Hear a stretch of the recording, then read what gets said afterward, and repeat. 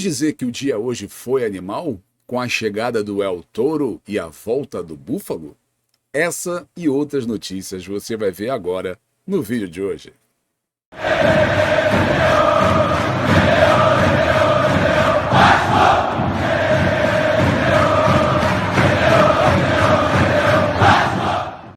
Olá vascaíno, olá vascaína, sejam todos muito bem-vindos. Eu sou Adailton Senna, mais conhecido como Dadá, e você está no Bolorento Futebol Clube, um canal de notícias do Vasco.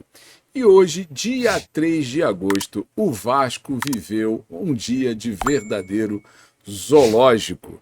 Logo pela manhã, recebemos no aeroporto do Galeão, por volta de 9h30, a chegada do El Toro, o jogador Pablo Veguete, que vindo de lá da Argentina, ele chegou por volta de 9h30. Ontem ele fez aí uma conexão Córdoba-Buenos Aires e hoje pela manhã pegou o voo bem cedinho, chegando aqui às 9h30 da manhã, para receber o pessoal do registro do Vasco, para correr com ele, para tirar visto, para tirar carteira profissional de trabalho, para poder conseguir regularizar o jogador a tempo de jogar contra o Grêmio.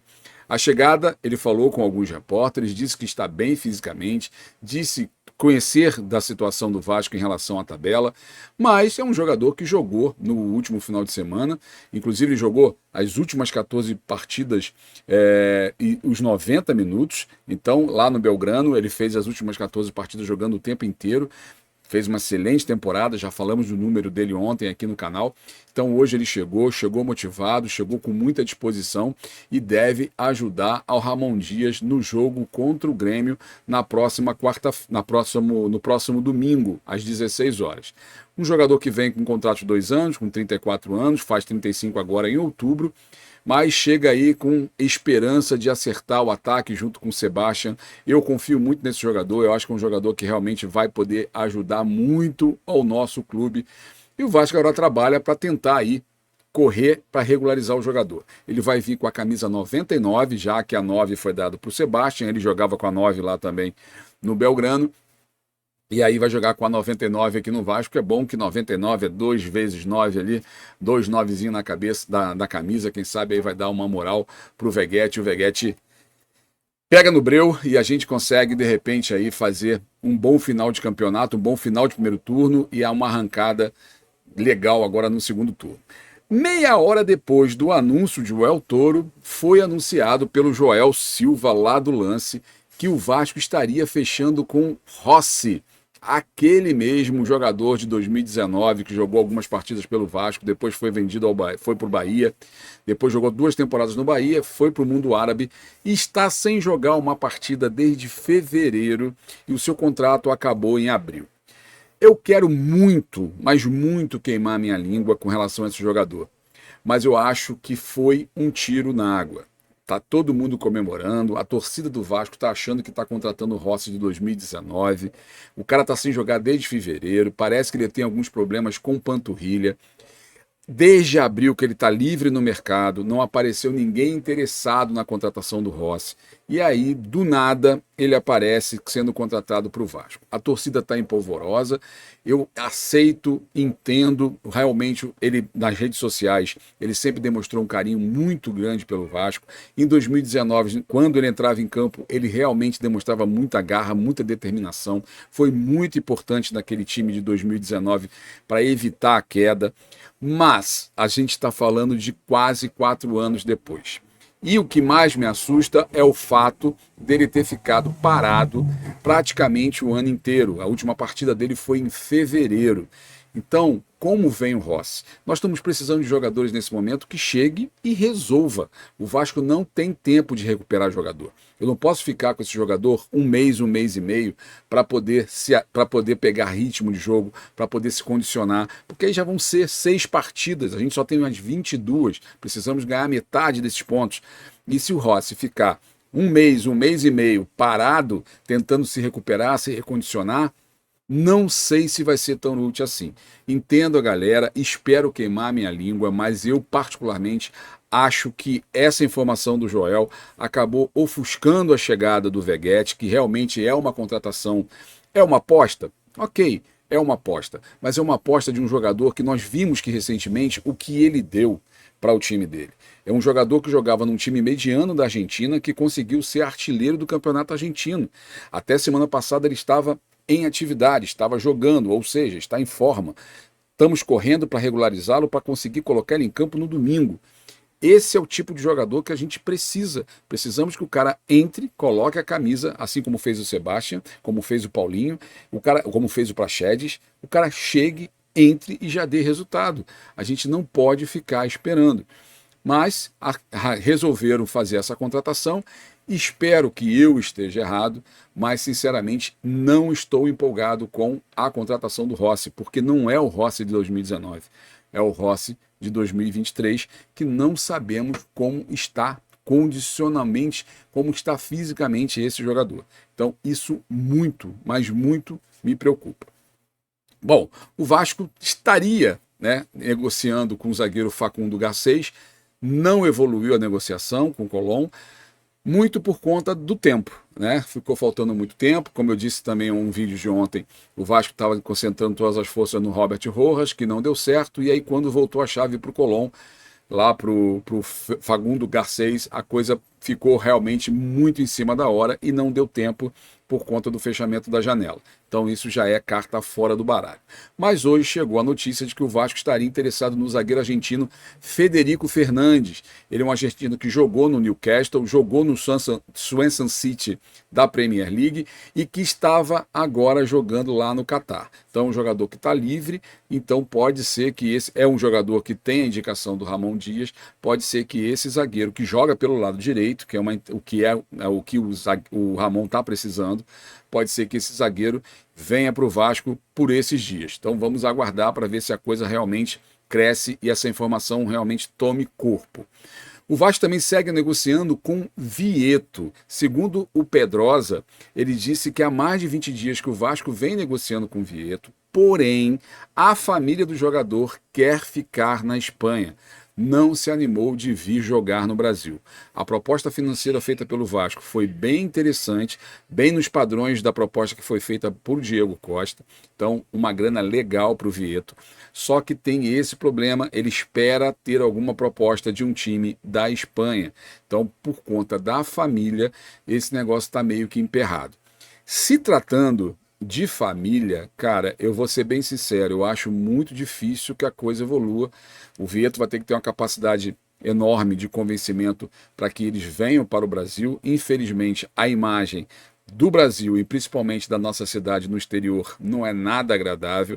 Então, se a família tem condições de ficar na Espanha, para que vai trocar a Espanha pelo Brasil? Mesmo que a proposta financeira lá na Espanha não seja tão interessante, é muito provável que ele acabe aceitando uma proposta, a menos que não tenha nenhuma proposta de lá.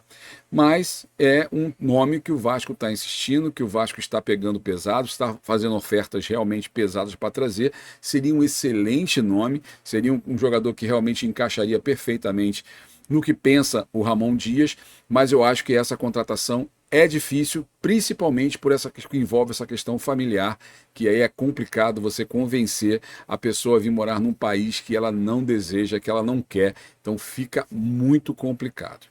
Viagem de Paulo Brax. Segundo o Edmundo, o craque Edmundo lá do Mundo Ed, informou que o Paulo Brax não viajou e talvez não vá viajar.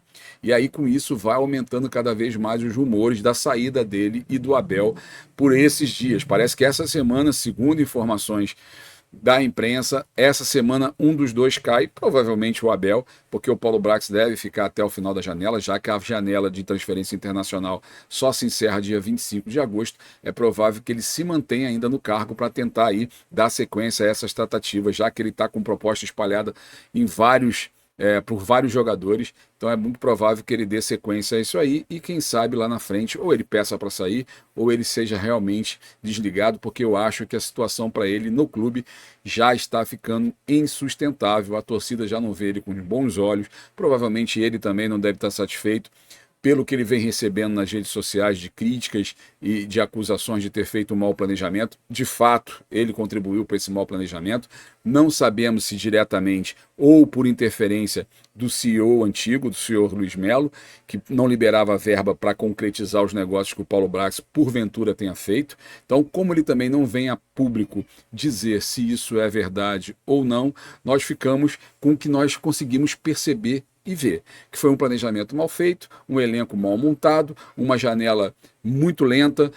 O exemplo do Rossi, se é um jogador que estava nos planos do Vasco, que está liberado desde o mês de abril, por que só chegou agora nos 45 do segundo tempo? Para agradar a torcida? E olha só o problema que ele vai... Eu quero entender e quero acreditar que o Ramon Dias está validando essa contratação. Porque o clamor popular que vai ter em volta do nome do Rossi vai ser muito grande. Então vai ter uma pressão para colocar o Rossi em campo. Se o Ramon não tiver a pretensão de colocar o Rossi em campo, vai ser um problema. Então, e o Rossi, quando entrar, ele vai ter que render o que a torcida espera. Então, são uma série de variáveis aí que pode... E eu já tenho informações que no passado o Rossi, quando saiu, o vestiário do Rossi já não era muito bom. Então a gente tem que ter muita preocupação em tudo isso ao redor, o que está acontecendo, o que pode acontecer, o que pode contribuir para estragar o ambiente. O que a gente não quer nesse momento é problema de atrito entre os jogadores, tem que ter uma guerra ali saudável pela posição, mas a gente não pode perder a união, porque somente unido esse grupo vai conseguir tirar o Vasco desse atoleiro.